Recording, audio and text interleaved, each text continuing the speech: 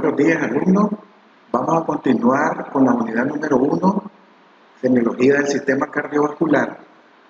En esta ocasión vamos a revisar el tema hipertensión arterial y síntomas cardíacos.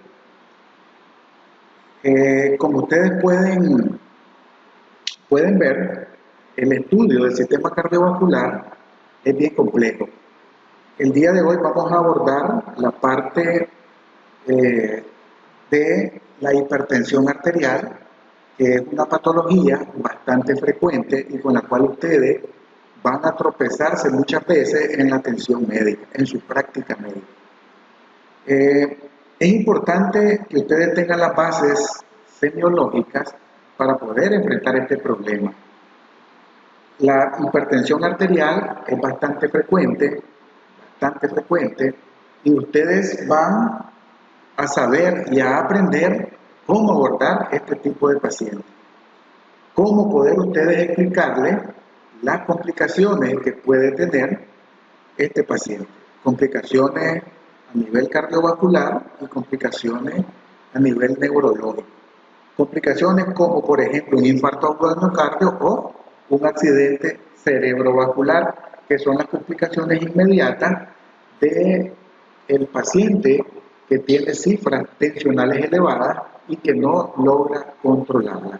Por eso el día de hoy vamos a abordar la hipertensión arterial y algunos síntomas cardíacos o cardiovasculares que están asociados a la hipertensión arterial.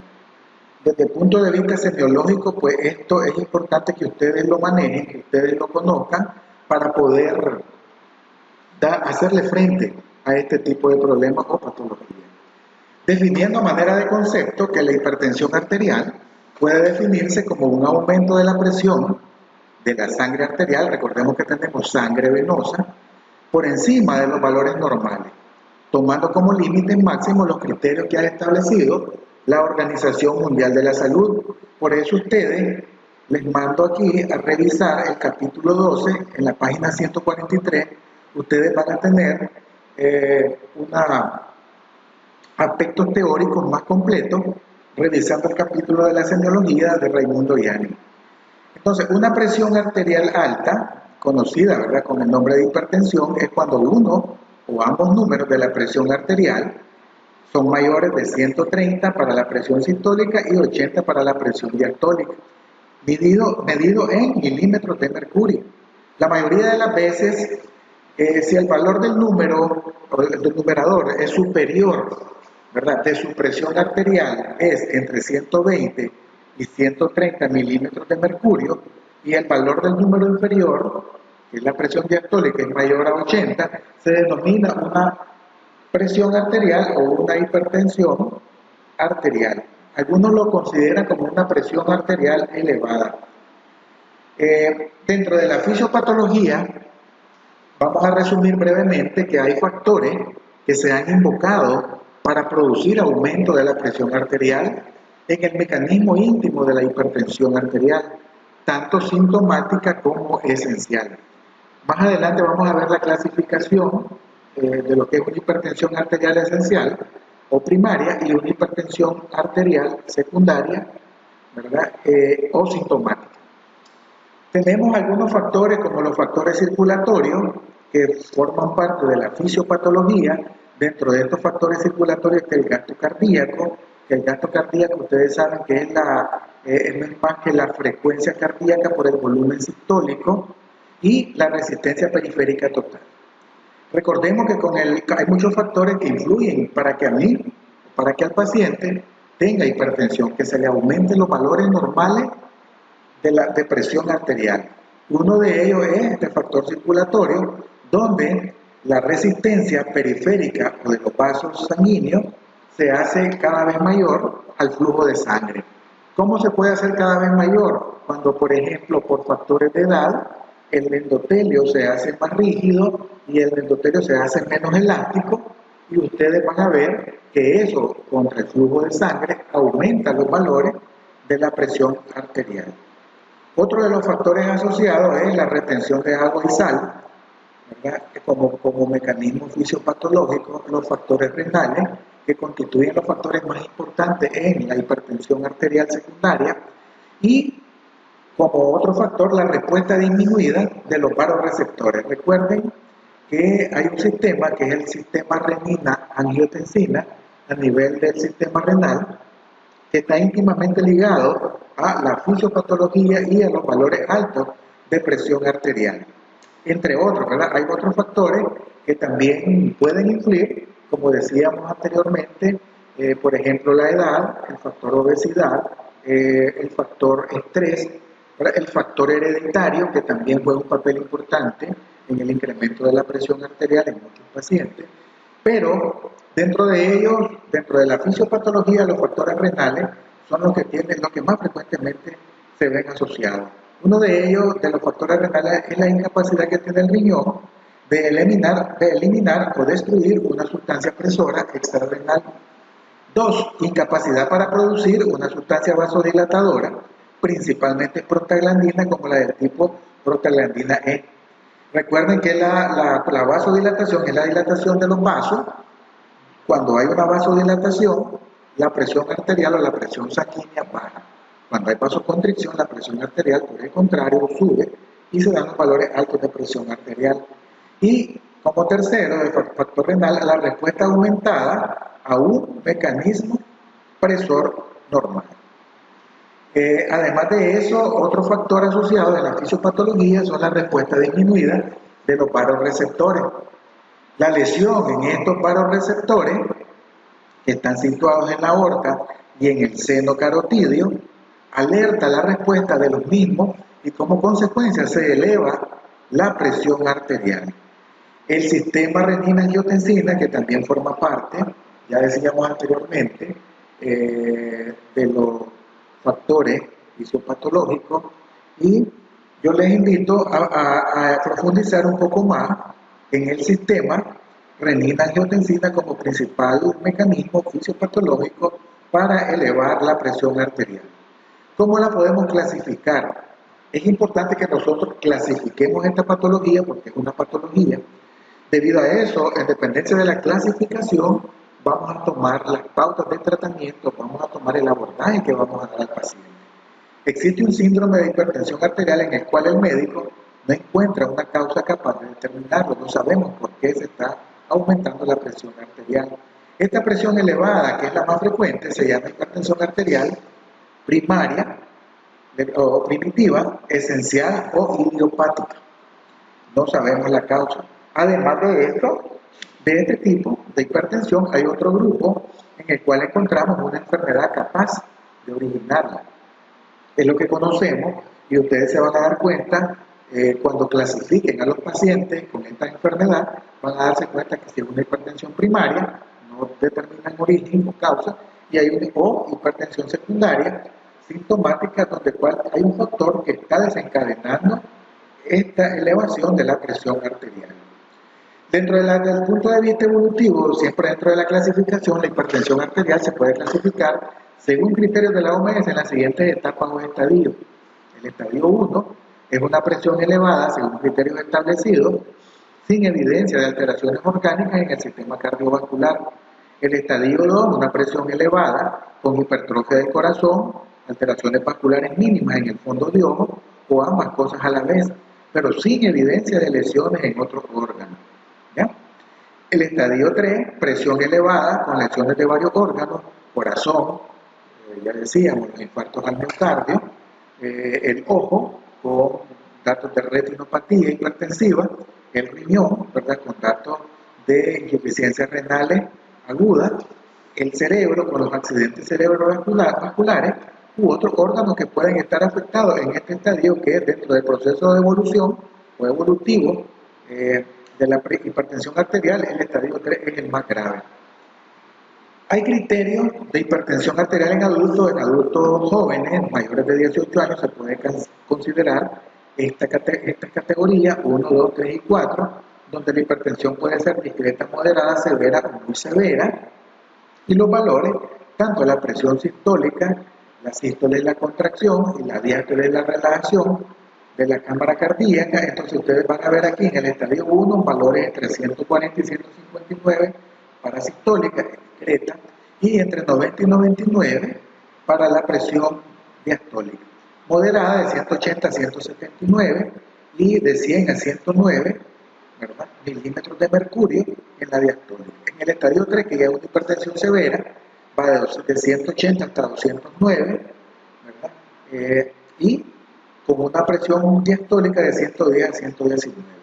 En el estadio 4 es muy severa, de 210 a más y de 120 a más milímetros de mercurio para la presión diastólica. Aquí, de esta manera, ustedes pueden clasificar la hipertensión y algunos criterios para poder darle un abordaje adecuado y que no haya complicaciones de la hipertensión. Desde el punto de vista de la infección, ya semiológicamente hablando, cuando nosotros vemos a un paciente que está con cifras tensionales elevadas, lo vemos rubicundo o rojo o pletórico con datos de ingurgitación en la vena, podemos ver de que esto corresponde al tipo constitucional brevilíneo y al obeso, paciente obeso y brevilíneo. Y el paciente hipertenso pálido es aquel cuando hay una asociación de tipo constitucional normolíneo y se observa en los afectados de aterosclerosis y enfermos renales, aquellos pacientes con insuficiencias renales, con síndrome nefrítico o síndrome nefrótico, nosotros vamos a ver un paciente que está hipertenso pero es pálido, a diferencia del rojo o pletórico. Entonces, eso desde el punto de vista de inspección, ustedes tienen que poderlo semiológicamente dentro de este tiempo básico del examen físico, ustedes pueden saberlo apreciar y determinar en su debido momento. Desde el punto de vista del cual la cifra tensional está alterada, nosotros podemos observar en el paciente que hay una hipertensión sistólica donde la cifra máxima está alterada y la mínima es normal. ¿Ya? Entonces vemos una hipertensión sistólica, es de buen pronóstico. Ustedes van a ver, le tomamos la presión al paciente y vamos a ver que solo la sistólica o mayor está elevada y la diastólica está en rango normal. Entonces es una hipertensión sistólica de buen pronóstico. Sí debemos preocuparnos porque tenemos que buscar la causa de esto y qué es lo que está afectando al paciente para poder llevarlo a ese valor alto de la presión máxima sistólica. La hipertensión diastólica, la mínima está elevada y la máxima es normal. Este es un peor pronóstico, es donde podemos ver las complicaciones cardiovasculares y neurológicas en estos pacientes que tienen hipertensión a expensas de la diastólica. Y la hipertensión sistodiastólica, ambas presiones están elevadas, usualmente hay complicaciones cerebrovasculares, renales y cardiovasculares. Este es mal pronóstico en relación a las dos anteriores. El diagnóstico de la hipertensión arterial, ¿cuándo podemos decir que si este paciente es hipertenso? Los criterios de hipertensión arterial han sido señalados anteriormente. Toda persona que en 3 tomas ocasionales en posición sentada presente cifras por encima de los criterios enunciados debe ser considerada hipertensa y tomar alguna medida para tratar de controlar esta presión arterial. Recuerden que también la presión arterial se puede ver aumentada por otros factores, como la edad, la alimentación o consumo de algunos alimentos, como el café, el alcohol, el fumado, el estrés, la obesidad. Todo esto juega papeles importantes en la producción de la hipertensión arterial. Que este paciente esté hipertenso puede ser también por estas causas. Algunos autores añaden también la toma de pie después de 3 minutos en esa posición. Cuando solamente se altera la máxima, hablamos de hipertensión sistólica. Si es la mínima la alterada, hipertensión diastólica. Cuando ambas tensiones suben, hablamos de hipertensión sistodiastólica. El aumento de la presión máxima tiene importancia, pero el de la presión mínima es de mucho más valor clínico, ya que los accidentes serios y graves de la hipertensión arterial van casi siempre ligados al aumento de la presión diastólica. Recuerden que la diastólica es la relajación de las cámaras cardíacas y está más estrechamente relacionada con este tipo de complicaciones. Desde el punto de vista clínico, cada hipertenso tiene su propia sintomatología. Igual que todas otras enfermedades, el paciente hipertenso se comporta diferente en uno y en otro.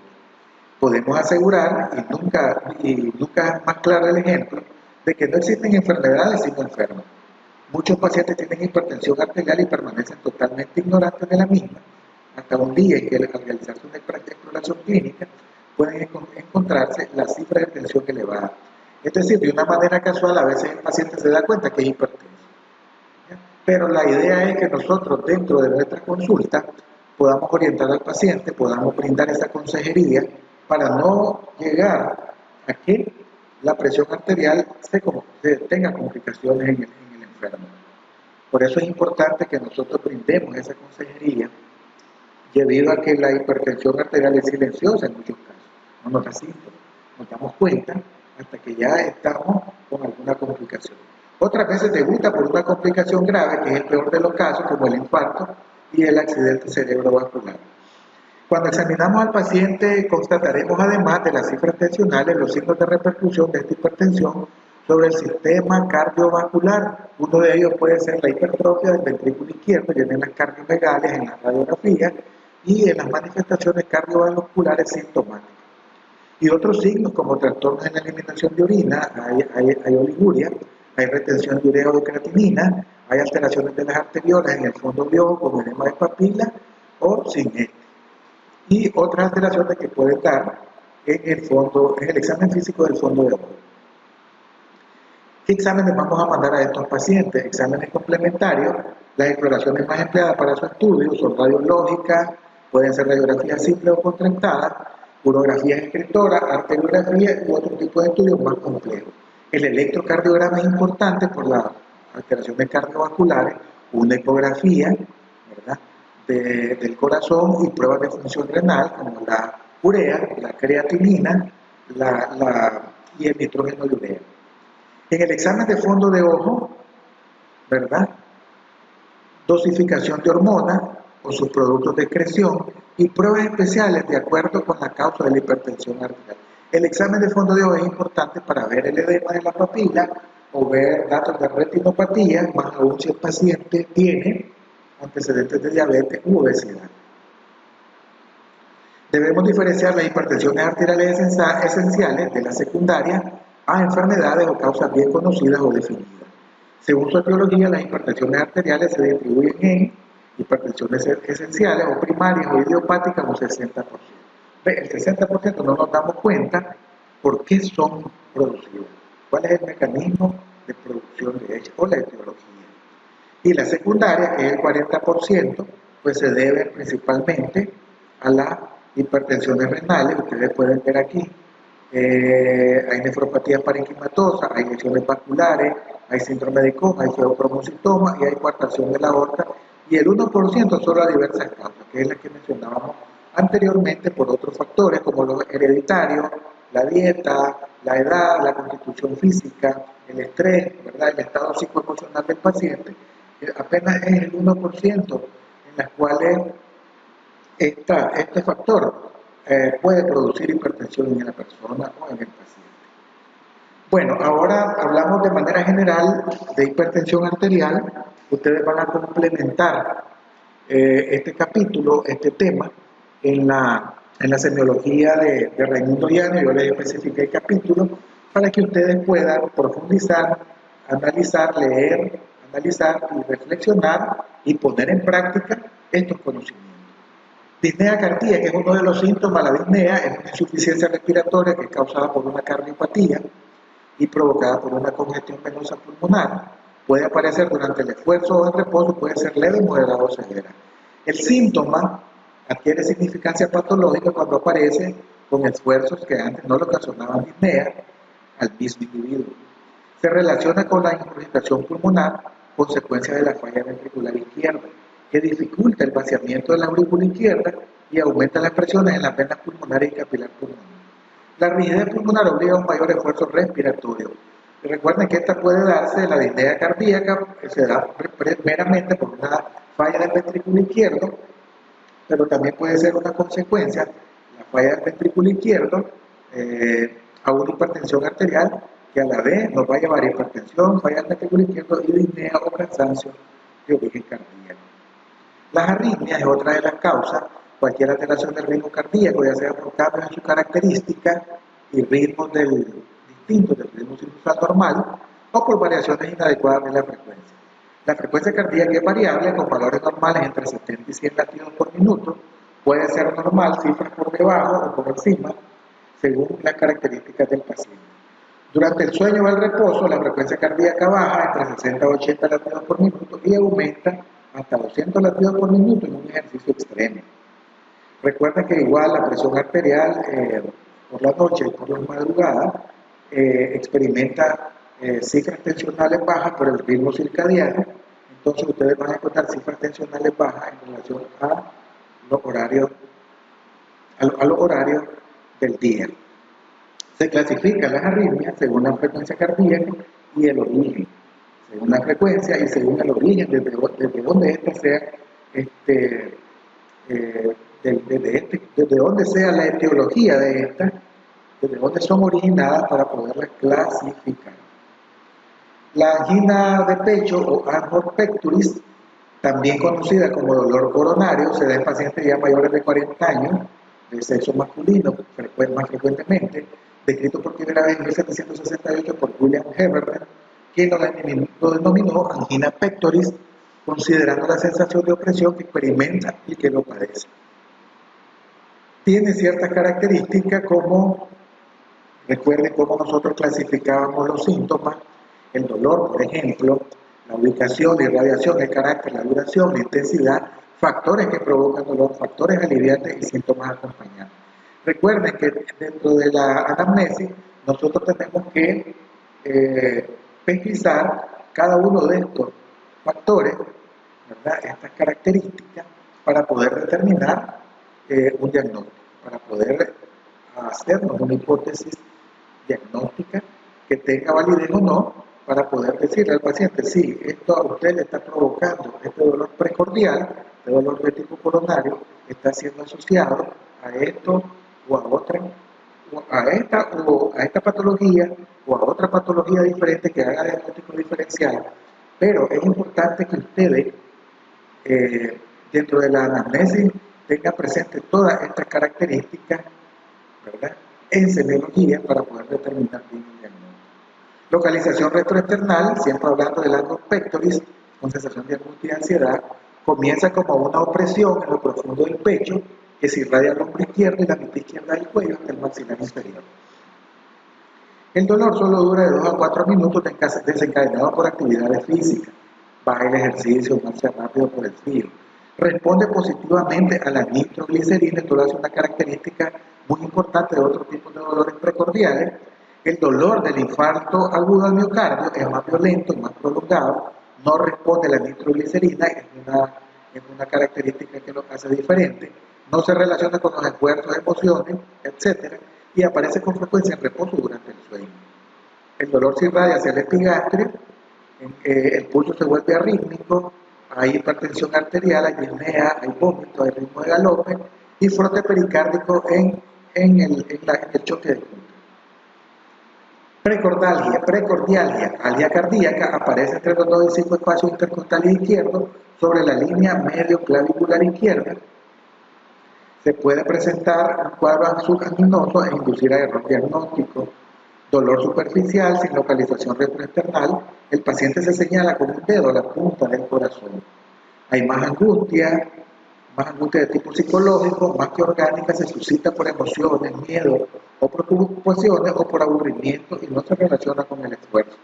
Los exámenes clínicos son normales, el electrocardiograma es importante para el diagnóstico de infarto agudo al miocardio, nos indica la localización de la oclusión coronaria que sirve para el pronóstico. A través de un electrocardiograma nosotros podemos localizar, además que nos valora la actividad eléctrica, podemos localizar el sitio anatómico de donde está la obstrucción. ¿Ya? Supra el nivel del segmento ST, también lo podemos ver en el electrocardiograma, disminución del voltaje de la onda R y el complejo QS o onda Q profundo. ¿Verdad? Todas esas características ustedes las van a ver, a visualizarlas en el electrocardiograma de un paciente con infarto agudo al miocardio. Las palpitaciones, que es otro de los síntomas frecuentes En el paciente con manifestación cardiovascular hay sensación de los latidos acelerados del corazón, asociación de respuestas emocionales normales o a trastornos cardíacos. Pueden deberse a causas fisiológicas como esfuerzos, emociones, o puede presentarse en reposo por causas patológicas. Ejemplo, brusco aumento de la frecuencia cardíaca, alteraciones de la frecuencia cardíaca, mayor brusquedad de contracción auricular, descenso del umbral de sensibilidad. Las palpitaciones aisladas pueden ser frecuentes u ocasionales y corresponden casi siempre a contracciones prematuras o extrasístoles. Las palpitaciones en serie pueden presentarse por crisis de minutos a varias horas, como en la fibrilación auricular paroxística, o pueden ser permanentes en el hipertiroidismo o sobrecarga de volumen. El síncope se define como la súbita, completa y transitoria pérdida de conocimiento con recuperación dentro de pocos minutos. Hay brusca disminución del flujo sanguíneo cerebral, alteración de la composición química de la sangre, hipoglicemia, hipoxia, hipercapnia.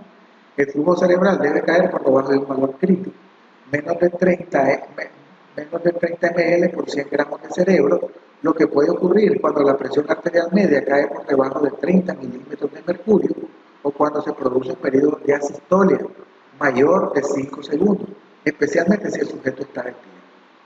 Puede ser un síncope vasovagal, un síncope por hipotensión postural y un síncope de origen cardiogénico, ya que es lo que estamos revisando ahorita.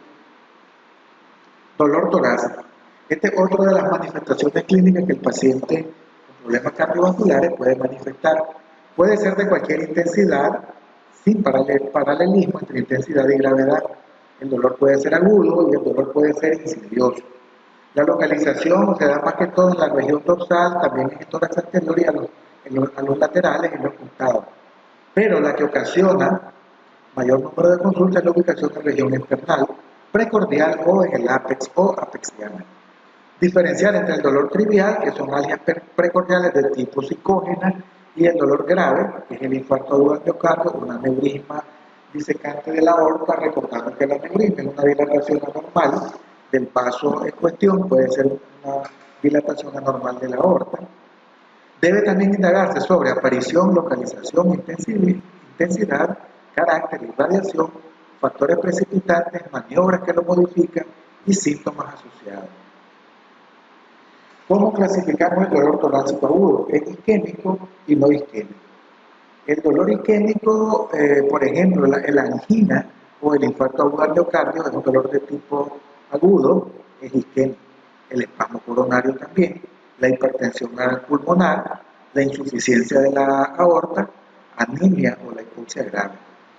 Estos son dolores torácicos agudos de tipo isquémico. Los no isquémicos pues, pueden ser una pericarditis, por ejemplo, la inflamación del pericardio que puede tener derrame pericárdico, esa cantidad de líquido almacenada, ¿verdad?, entre el pericardio puede provocar también dolor torácico, dolor opresivo en el pecho.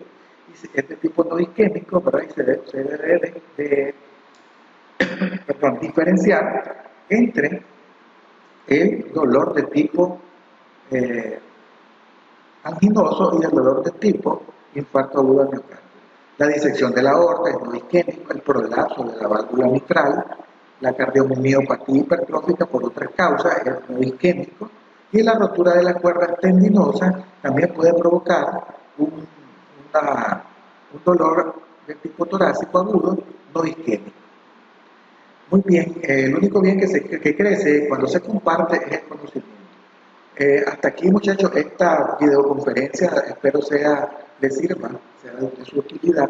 Pueden complementar con la literatura de la semiología de Raimundo Diana, donde pueden revisar el capítulo que les mencioné en la plataforma, para que puedan cumplir con la actividad, la asignación académica y puedan también profundizar su conocimiento